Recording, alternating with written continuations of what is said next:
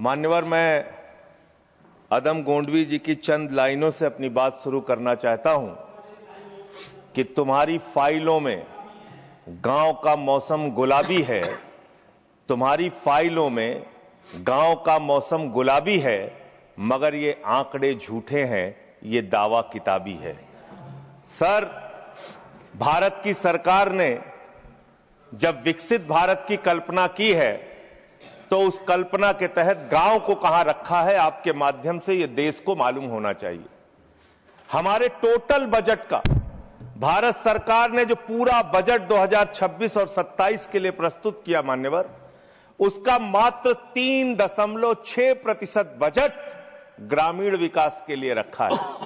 यह स्पष्ट करता है सरकार की मंशा को, यह बताता है कि ग्रामीण विकास के लिए आपकी सोच क्या है, ग्रामीण व्यवस्था को आप कैसे संचालित करना चाहते हैं, कितना विकास वहां पर करना चाहते हैं। मान्यवर, बहुत सारी योजनाएं गांव के विकास के लिए चलाने का दावा सरकार की ओर से किया जाता है।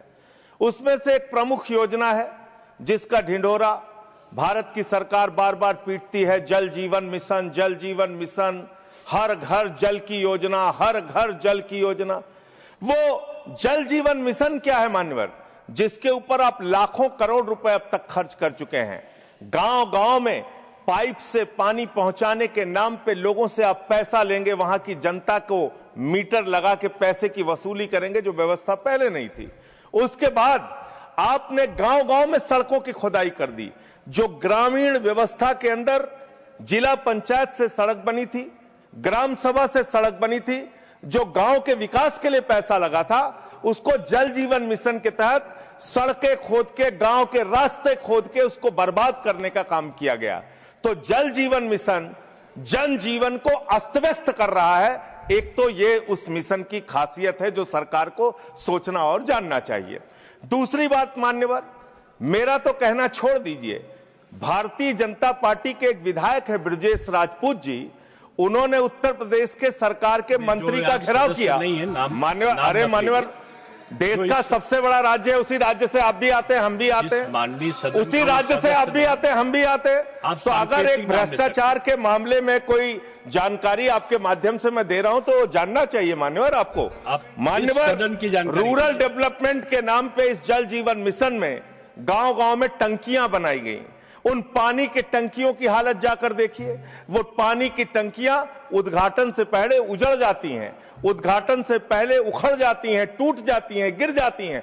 5-5, 10-10 करोड़ की टंकियां, पाइपलाइन जो है वो टूट जाती है। तो मैंने तो इसका मामला सबसे पहले उठाया था, तब सरकार ने हमारी बात नहीं सुनी, कई मुकदमे मेरे ऊपर उल्टा करा दिया। लेकिन इनके एक विधायक ने मान्यवर अपने ही मंत्री का घेराव कर लिया ब्रजेश राजपूत जी ने, और कहा और बीजेपी के विधायक ने कहा कि इस योजना में जबरदस्त भ्रष्टाचार है। इसलिए ये योजना भ्रष्टाचार की भेंट चढ़ चुकी है। दूसरी बात आते हैं, आपने गांव के अंदर जो तमाम और स्कीम शुरू की और उसकी हकीकत क्या है, कितना बजट निर्धारित किया, कितना खर्च किया।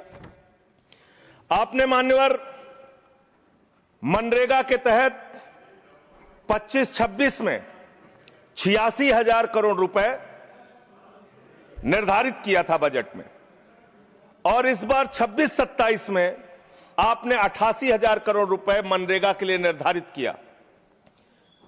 जब आपने 86,000 करोड़ रुपए निर्धारित किया तो आपकी गारंटी थी 100 दिन की।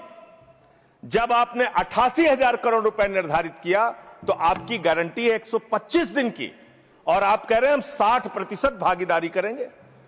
पिछले कई वर्षों से, जब से प्रधानमंत्री नरेंद्र मोदी जी बने हैं इस देश के, और जब से भारतीय जनता पार्टी की सरकार है, मनरेगा की स्कीम में इस सदन के अंदर मैं पूरे जिम्मेदारी से बोलना चाहता हूं, एक भी साल में 50 दिन से ज्यादा आपने रोजगार नहीं दिया।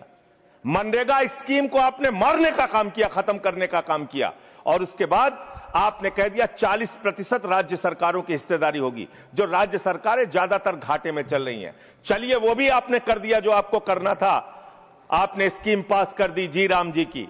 लेकिन मुझे आप जरा कृपा करके बताइए, आपके हिस्से का 125 दिन के हिसाब से रुपया बैठता है मंत्री जी 2 लाख करोड़ रुपए। तो आपने तो निर्धारित ही 88,000 करोड़ रुपए किया है। तो आप इस स्कीम में क्या सोचते हैं, क्या आपकी योजना है और कितना आप बजट निर्धारित करना चाहते हैं? यानी कि आपकी मंशा ही साफ नहीं है कि आप मनरेगा स्कीम को गांव-गांव तक चला सके। इसके बाद मान्यवर आते हैं, एक मिनट माननीय मंत्री। करना चाहता हूं कि जब मैं बोलूं तब आप सुनने जरूर उपस्थित रहना, बोल के चले मत जाना, एक एक चीज का जवाब दूंगा।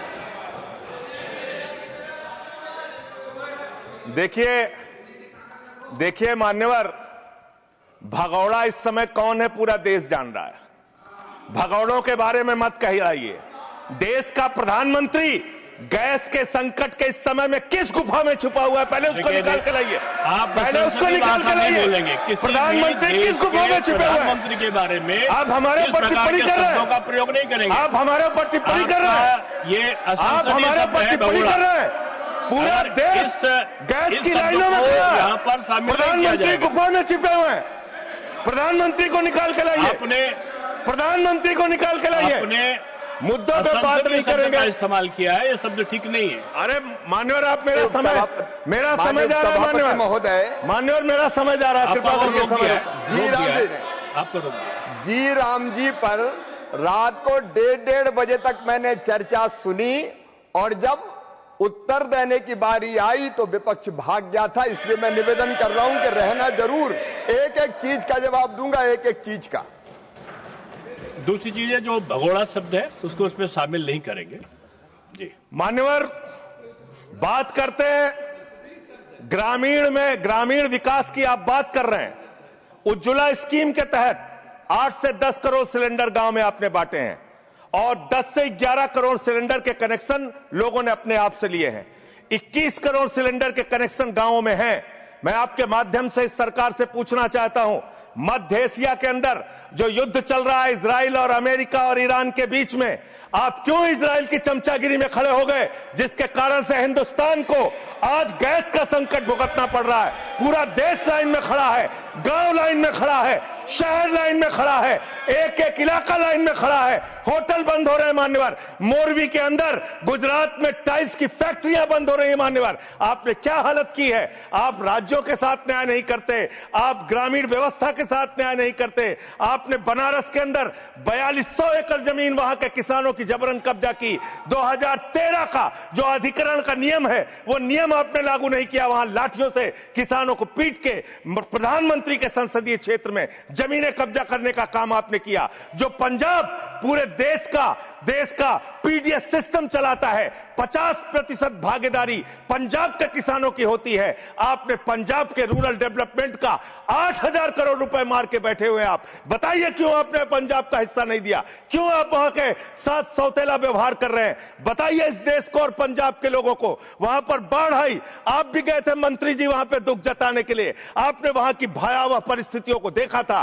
बावजूद इसके 1600 करोड़ रुपए की मदद आपने घोषित की थी। 16 पैसे आपने पंजाब को नहीं दिए। 16 पैसे। यह आपकी दुर्भावनापूर्ण नीति है जो राज्यों को भुगतनी पड़ रही है, जो देश को भुगतनी पड़ रही है। और ग्रामीण विकास के नाम पर आपने इस देश के गांव में रहने वाली जनता को लगातार धोखा देने का काम किया है, लगातार उनको ठगने का काम किया है। चाहे वो आंगनबाड़ी की स्कीम हो, आंगनबाड़ी की कार्यकर्तियां, हर काम में उनको आप लगा देते हैं, लेकिन आप उनको पैसा देने के नाम पर आपको हंसी आएगी, हंसी आएगी, हंसी आएगी।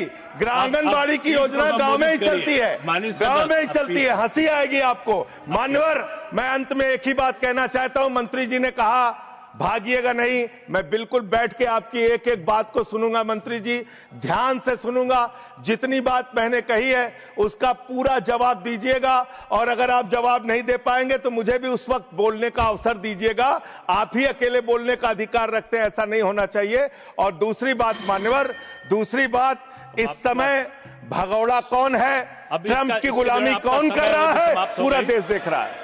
माननीय, जो भी चर्चा के दौरान जो भी सदस्य असंसदीय शब्द आया होगा वो शामिल नहीं होगा चर्चा में।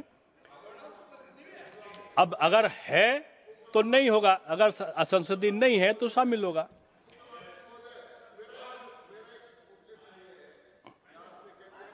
नहीं आएगा। लेकिन आजकल जो व्यवस्था है वो दूर संचार के माध्यम से चली जाती है, इसलिए ये भी व्यवस्था होनी चाहिए कि जिसको रिकॉर्ड में नहीं लिया है वो बाहर भी नहीं जाएगा। अब आपने किस चीज को कहा? जिस चीज को सारी व्यवस्था करेंगे, जेल के शिक्षों में रहोगे और रहे और रहोगे। नहीं बोल सकते, आप सीधे बात नहीं करेंगे माननीय सदस्य, आप सीधे बात नहीं करेंगे, आप सीधे बात नहीं करेंगे। आप पीठ को संबोधित करिए, आप पीठ को संबोधित करिए। ये आमने सामने बहस का मुद्दा नहीं है। आप संसद में हैं, माननीय संजय सिंह, माननीय सदस्य, आप पीठ को संबोधित करिए। आप इस तरह से बात नहीं कर सकते। Next speaker Shri P Sunil ji. देखिए, मैं माननीय सदस्यों से अनुरोध करूंगा कि जो चर्चा होती है उसमें शब्दों का संयम ये आवश्यक होता है। आरोप लगाने पे मनाही नहीं है, लेकिन आरोपों की भी एक सीमा होती है शब्दों की, उसका पालन करना होगा। और जो इस प्रकार के शब्द आए होंगे जिनमें आपत्ति हो सकती है वो सम्मिलित नहीं होंगे। और दूसरा एक और अनुरोध साथ में है कि हम लोग सोशल मीडिया का, जैसे आपने जिक्र किया, सोशल मीडिया पे हम लोग जो यहाँ पर वक्तव्य होते हैं उनको देते हैं और किसी व्यक्ति विशेष के बारे में हम कुछ विश्लेषण लगाते हैं तो वो यहाँ पर उपस्थित नहीं होते। लेकिन सोशल मीडिया में जब वो चलता है तो कभी माननीय प्रधानमंत्री जी सुनते हुए दिखाई पड़ते हैं, कभी गृह मंत्री। मैं समझता हूँ ये उचित नहीं है। संसदीय व्यवस्थाओं के अंतर्गत वो वही होना चाहिए जो सदन में मौजूद हो। Next Shri P